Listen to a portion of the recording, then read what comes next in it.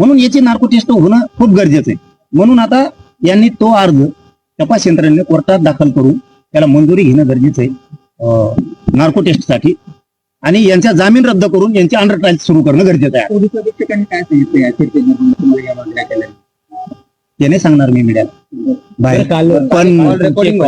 पण 100% हे सगळे काल कॉल रेकॉर्डिंग व्हायरल झाली, त्यामुळे तुम्हाला घालू अशा प्रकारचा संवाद आहे, त्याच्याकडे कसं बघता पाटील तुम्ही? मी निमोजित असलेला गोळ्यान काळे तू इथं तू ये क्षेत्रीय मराठा काय असं तुला पहिल्यांदिस कोणाची रेकॉर्डिंग? बोट सुद्धा घरी नाही जाणार, अंग तर नाही जाणार पण बोट सुद्धा घरी नाही जाणार त्याला. तू ये तर मनोज जरांगे यांच्या आंदोलनाबाबत सगळ्या गोष्टी मला माहिती आहे, मोठे पुरावे सगळं बाहेर काढले, ते आरोपी अमोल कुल यांनी इशारा दिला.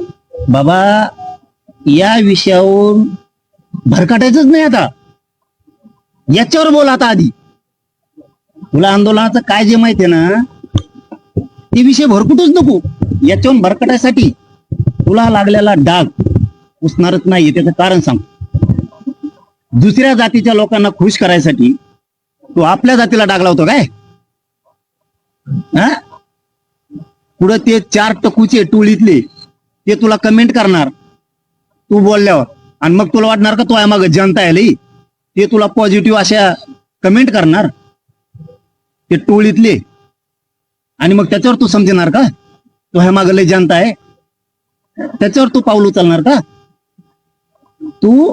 आणि तुला जे काय आरोप करायचे ना आंदोलनातले तू जे जे आरोप करणार आहे त्याचे तुला पुरावे सहित सिद्ध करावं लागणार आहे, ध्यानात ठेव. नसता फौजदारी गुन्हे येतात पुढं आता तू बघ काय काय होत.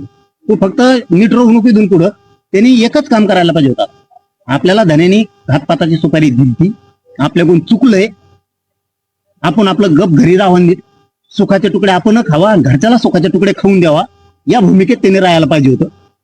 मीही त्यांच्या कुटुंबातून काही मीडियात शब्द आलते की जरांगे पाटलांना मनावर घेऊन येते, पिऊन आम्हाला त्रास देतो, घडलंही असेल, चला म्हणलं जाऊ द्या, त्या माया मावल्यांचं तरी आपण ऐकावं. पण ह्यो जर पुन्हा पुन्हा तेच करणार असला, त्यांचा ऐकून एखाद्या पुन्हा आमचा घातपात होऊ शकतो. त्याच्यामुळे ती नार्को टेस्ट होणं आता गरजेचं आहे, आणि यांच्या तिघांच्याही जामीन रद्द करून ते अर्ज तपास यंत्रणेनं कोर्टापुढे ठेवून त्याची परवानगी घेऊन नार्को टेस्ट होणं खूप गरजेचं आहे. माझाही अर्ज मंजूर करा दिलेला आहे मी, आणि ह्योही मंजूर करा याचाही.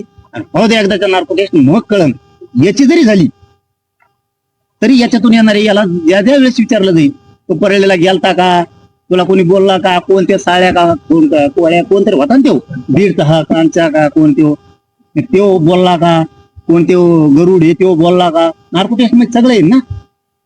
आम्हाला डरच नाही एक, त्याच्यामुळे काय आम्ही काही केलंच नाही ना, लपून का बसायचं.